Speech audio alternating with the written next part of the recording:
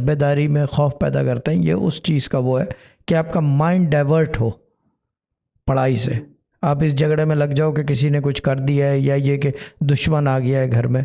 तो ये नॉर्मल है। ये कुत्ते देखना, ख्वाब देखना, गधे देखना, गधे तो खैर इंसान के रूप में नज़र आते हैं, ठीक है ना। उस दिन वो एक लड़का आया था, आप मिल चुके हो शहजाद भाई, वो कह रहा है उसके अब्बा जो है बताते हैं कि उनको ऊँट के सर नज़र आते हैं सरों के ऊपर इंसानों के। तो मैंने कहा कि यार वेरी इंटरेस्टिंग, यानी कि बातें वही हैं सारी जी, वो the construct is the same, सिर्फ ये कि उसकी अप्रोच डिफरेंट है ना। ये चीज़ बिल्कुल।